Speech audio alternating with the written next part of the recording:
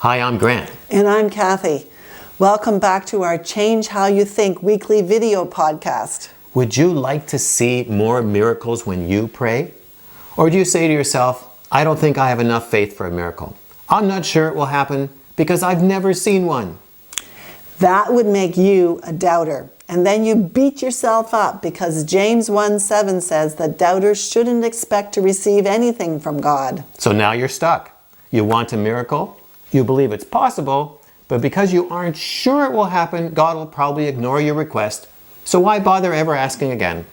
This is such a common way of thinking among Christians. We don't think we qualify for a miracle, and we aren't sure God still does miracles anyways. Maybe that was just for Bible times. That way of thinking is simply not true. God is still doing miracles today, and most of them happen when we least expect it.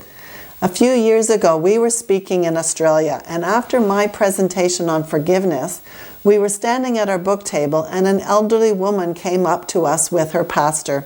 She was beaming, and she told us that she was now able to stand up straight. Then her pastor explained that she had been bent over with a spinal deformity for the last 12 years. During the session when I led everyone in prayers of forgiveness, the woman was able to forgive someone from a long time ago. By the time the prayer was finished, her back had straightened up. It was clearly a miracle, but a totally unexpected miracle. No one prayed for her personally. She wasn't praying about her back either.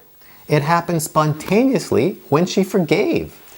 We've had a number of unexpected healings in our meetings, usually after prayers of forgiveness. So we know God is still doing miracles. These people had no faith or expectation for healing at all. They weren't even praying about their problem. Probably the best example of a doubter who still received a miracle was the father of the boy with seizures in Mark chapter 9.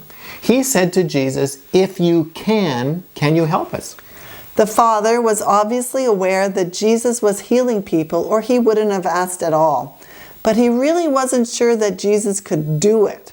Then he admitted to Jesus that he believed, but was still struggling with unbelief. This man had just enough faith to ask for help, but not enough to be confident about it. He was clearly a doubter. So, did Jesus just walk away because the man was questioning his ability and clearly had very little faith? No.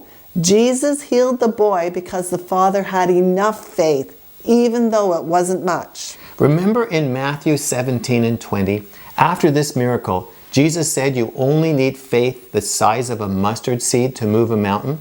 I don't have a mustard seed, but I have this lentil. And this lentil will do. If you have this much faith, you can rearrange geography. So if you're a follower of Jesus, you do have enough faith. You just need to grow it by using it. God loves to see our faith in action, even if it is small. He's a proud parent watching his children grow in faith by using the little they have. If you had kids, did you get really angry if they didn't walk well on their first attempt? No, you were thrilled the moment they even rolled over for the first time. I bet you filmed it from multiple angles and posted it all over social media. Well, God's the same way. He's delighted that you're even trying. We look at it this way. If you don't pray for someone, it's unlikely that they will be healed. But if you pray for them, their chances of healing improve. So if they aren't healed, it's not your fault. That's God's business. He just wants us to use the faith we have and to grow it. So, even when we don't feel very full of faith, we pray for anyone. You never know when a miracle will happen. Won't it be exciting when it happens as a result of your lentil-sized prayer? If you'd like to get rid of the faith-killing lies that you have been believing about yourself, why don't you join us in Free Your Mind? It's our step-by-step online video guide to taking back control of your internal world.